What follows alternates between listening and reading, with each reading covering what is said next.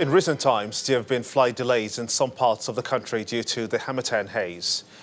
This has triggered cancellation of flights, especially during the festive season. Our correspondents in Kano, the Federal Capital Territory, Abuja, and Lagos monitored the situation at the airports and now report. The local terminals are not as busy as the days before Christmas. Out of the General Aviation Terminal where I'm standing, about 20 flights are listed to depart from here. And the major routes are Abuja, Uyo, Benin, and Owerri. I'm an Igbo man. I should rightfully be in the village by now, but I chose to go today. The most important thing is to get home. So no matter how long it's delayed, because I'm getting some information that there is Harmattan haze. That's probably the reason why it's been delayed. And now I hand over to my colleague Nanchin Vincent at the Malam Aminu Kano International Airport in Kano to fill us in with details of what is happening there. Aminu Kano International Airport is obviously busy this festive season as passengers troop in and out of the airport to various destinations. There are new routes from Kano to Owerri and Port Harcourt. This has increased the number of flights.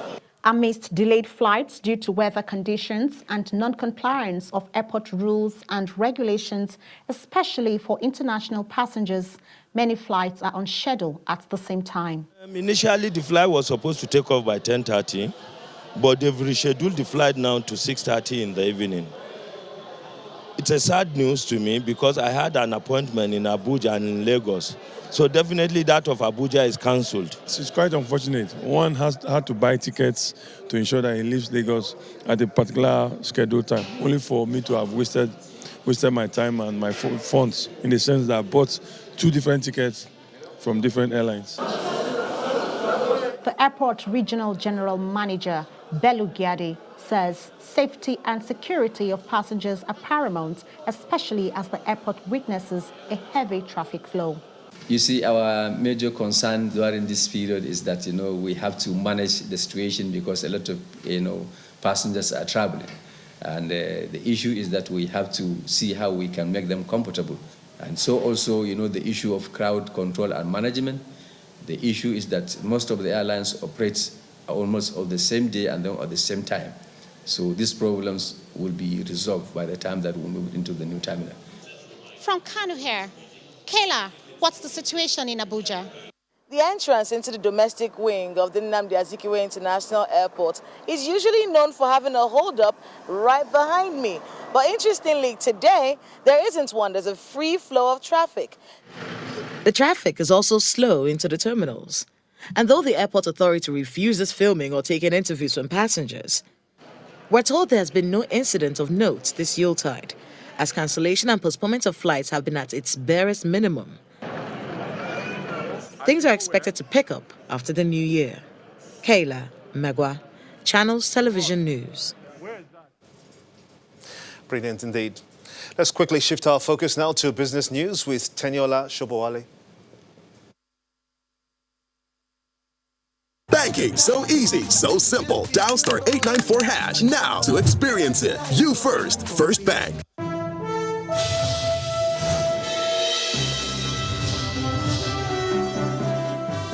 Thanks, Gimba. Welcome to Business News. The Nigerian National Petroleum Corporation and its investment partners, Shell, Total and ENI, have signed the long-awaited final investment decision to commence the construction of Train 7 of the Nigeria Liquefied Natural Gas Project. The Group Managing Director of the NNPC, Mr. Mele Kyari, who made the announcement, says the NLNG Train 7 project would rake $20 billion revenue for the federal government, as well as create about 50,000 direct and indirect jobs for the country. Put in place a project that will ultimately deliver at least $20 billion of net revenue to the Federation. It will create at least 10,000 direct jobs. It will also create 40,000 indirect jobs for this country. And not only that, it also signifies that there's renewed confidence of international investors, particularly our partners, which we have known for a long time, to still agree to put money back into this country so that we can take this country forward and our relationship goes forward. Therefore, for us, it is a show of confidence in our country. And not only that, it's also a show of confidence in Mr. President's determination to put value to this country and to lead this country with example so that, investors can put their money into this country. And we're very proud of this. Now, electronic offering of securities at the equities market will reduce the frequency of unclaimed dividends and attract foreign investors for better participation. That's according to the head at the office of the chief economist of the Securities and Exchange Commission, Mr. Oke Umeanu. Speaking on our Business Morning program earlier today, Mr. Umeanu also expressed optimism that the challenge of identification would be addressed as this SEC seeks to engage other key market regulators on the matter. We have engaged NIBS to make use of the BVN, and we've got CSCS at the registrars working towards reducing it, and there's been a marked reduction. And more importantly, we know that there will be no future unclaimed dividends. There will be no additions to the unclaimed dividends. And we regard that as a success. We believe that when we solve the problem of the identity issues we have presently, the problem of unclaimed dividends will be a thing of the past. So for us, that's a big achievement. And also we have continued with our education of the market. After the third CMC, when I last was here, I explained that we are making more effort towards market education, awareness of all the things that are in place, the issues around e-dividend. People don't have to go to their stockbrokers or get checks to get their dividends. Dividends are now paid directly. A lot of innovations have been put into the market to make the market more attractive, to make the market better, and to protect the investors more. So that's what we have achieved this year. In a surprise twist, the stock market rose sharply today with 156 billion naira recovered from the last losses this week as investors resume from the Christmas break with bargain hunting for low-priced equities. Bisi Adebayo tells us more.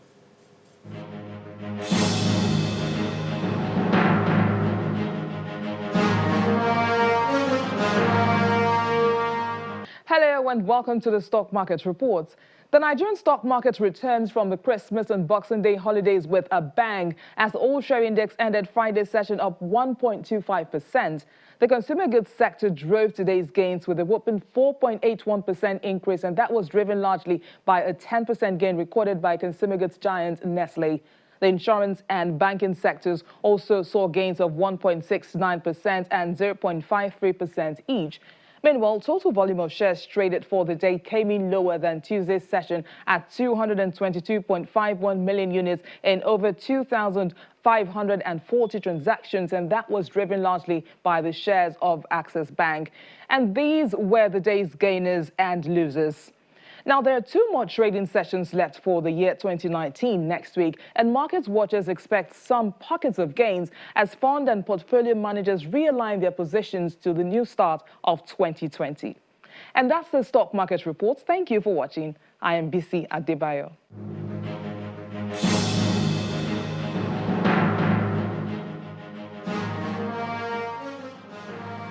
Thanks, Bisi. Meanwhile, major markets in other parts of the world ended Friday's session mostly positive, with Wall Street and European indices at new record highs as year-end optimism continued to drive the rally. Here are some of the closing figures for the day.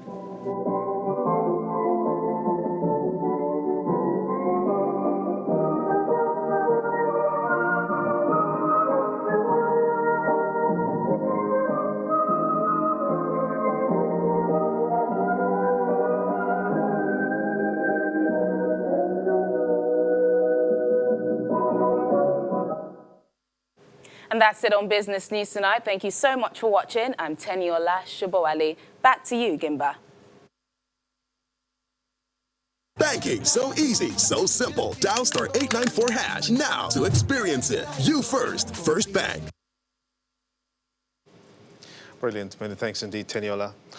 Now, the wife of the Nigerian pastor who drowned in a pool at a Spanish resort along with 2 of his children is alleging that something was wrong with the pool where they died.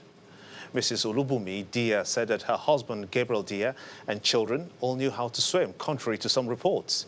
She insisted that something was wrong with the pool and that must have been swimming that has caused swimming difficulty for them at the time it happened. Officials of the hotel had said that there was no concerns relating to the pool in question and that the incident appeared to be a tragic accident. The three died on Christmas Eve at the club La Costa World in Fuengirola on Spain's Costa del Sol.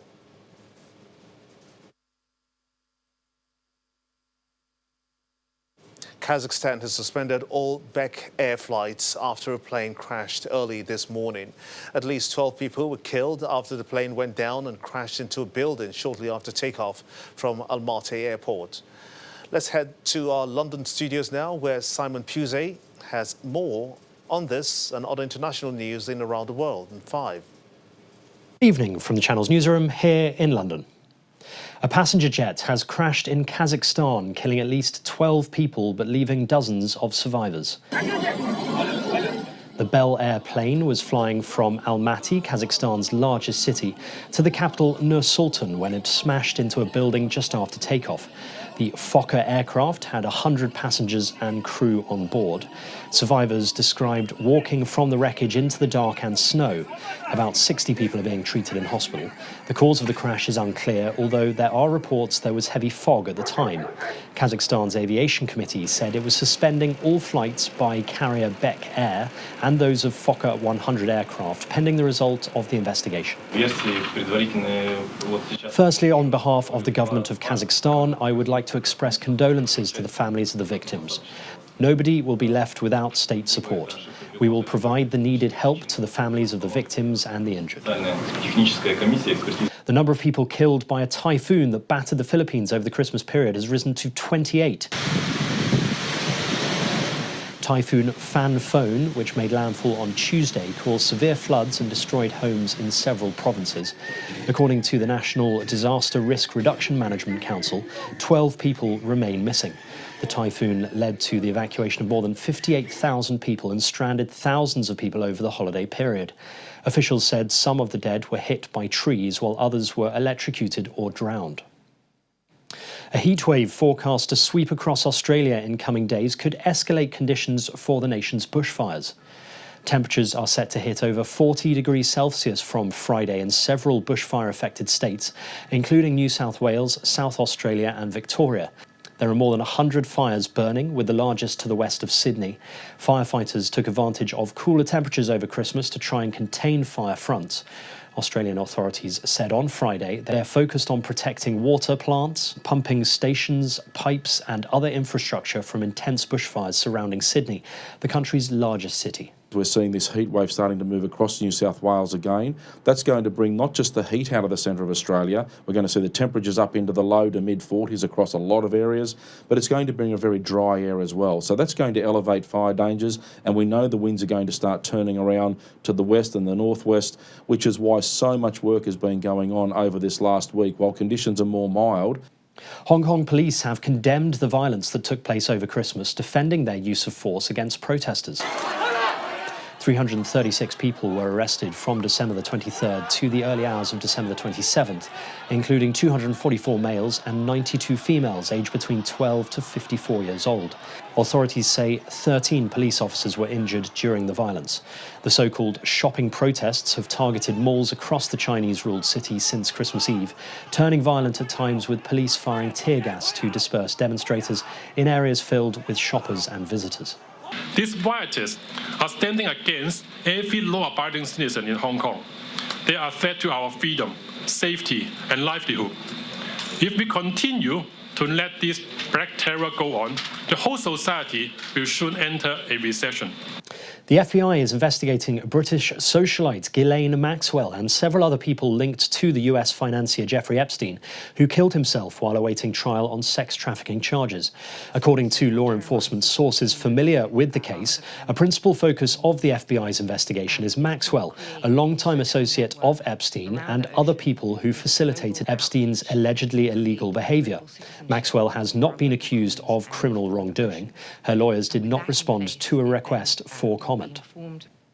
Israeli Prime Minister Benjamin Netanyahu has claimed a huge win in a vote that challenged his leadership of the Likud party.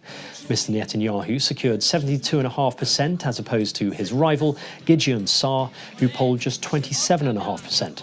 Mr. Saar admitted defeat, saying he would now back Mr. Netanyahu in a general election due in March. The internal party vote was seen as a test of the current PM's hold on power at a time of mounting difficulties. The 70-year-old faces trial on bribery and corruption charges, as well as a third national election within a year. And finally, rescue kittens got dressed up in festive holiday sweaters over Christmas at a Washington cat cafe. Crumbs and Whiskers, which also has an outpost in Los Angeles, acts as a foster home for homeless cats until they are adopted. Customers can book an experience online, allowing them a set amount of time to interact with the furry felines. Many end up filing adoption papers shortly thereafter. And that's your international news around the world in 5. Brilliant. Many thanks indeed, Simon. Still ahead on the news at 10, the Tigers and Orlando Magic forward Al-Farouk Aminu suffers setback in his recovery from a torn meniscus in his right knee. That's on Sports News. Stay with us.